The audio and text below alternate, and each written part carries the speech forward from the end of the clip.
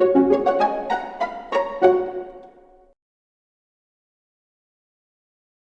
morning, everybody. Welcome to another misty, murky, autumnal morning with me, Ben, here on the fen. Hope you've all had a good week. You might be thinking, Ben, it's not 7:30 in the morning. Why are you doing live now? Well, I've actually got a day off. Very, very rare for me recently. Anyway, I've been very, very busy.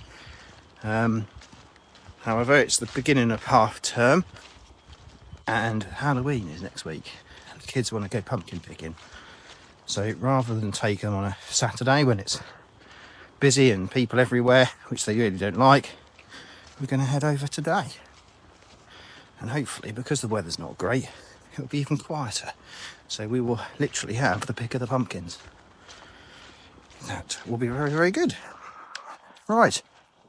Little topic I wanted to talk about today, subject matter, is management accountants.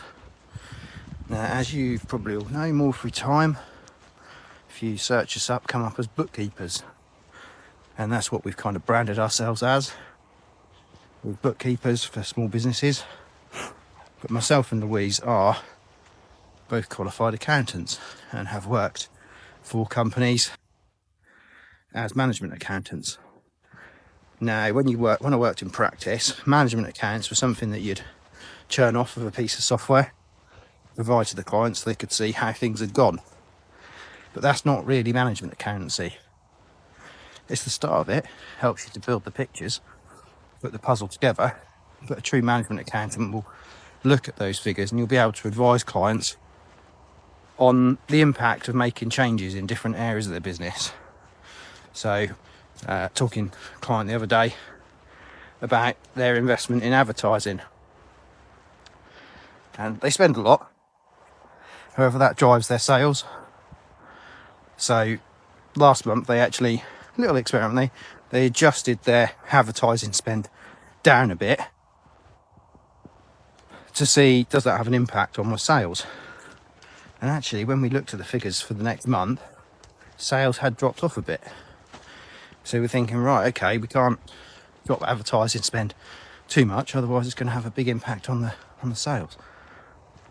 Little things like that. And it could be other things, looking at staff productivity. Is there anything that you're doing that's demotivating your staff, demotivating your team? All the way through to, when was the last time you reviewed your contract for your mobile phones? But rather than just going, here you go, here's a set of figures, sitting there and going through it and discussing them and the impact, not just on that line of expenditure or income, but what the impact is globally across the rest of the business. So you'll have other businesses that I work with who are worried about their loan situation and what they call their EBITDA, earnings before depreciation, interest, tax and amortization. Interest cover. Can their profits cover the interest that they're paying? Because that's what a lot of banks will want to see. We've got too much borrowing? Are we too highly geared? So looking at the balance sheet, not just the P&L, looking at cash flow forecast, all of those different aspects. So when you go to your compliance or tax account, say, I need a set of management accounts, quite often that will just be to predict what your tax is going to be, to give you a rough idea. It's not going to proactively look at how to develop and grow your business and make it better. So if that's screaming out to you, something that you don't get and something that you'd like to have more of, drop me or Louise a line. We can have a chat, see how we can help. I've had a few people watching this morning. Hello Neil, hello Molly, hello wife. Don't know if there's anybody else out there watching. But nice to have a few people. Right, I am turning around the other way and now walking back towards home where I can get ready for the pumpkins. We're off to Algie's farm. If anybody knows where that is, at Bintry.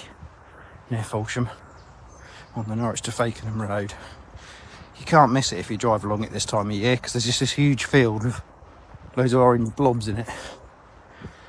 So yeah, get yourself down there. Do some really nice wood-fired pizzas. They make their own popcorn right here in Norfolk as well, which is always a nice treat for us to get this giant tub of popcorn every year. Bit of a family tradition. So yeah, so that'll be nice. Looking forward to that.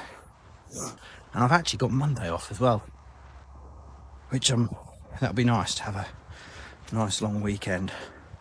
And then back into the thick of it on Tuesday for the rest of the week, where quite a few of the staff have got time off because it's half term, and most of the staff have got children, so they're all taking some time off next week. So I'll be holding the fort, which is rare. Okay, right, have a lovely weekend, everyone, and I will see you all again on Monday. Take care. Bye bye.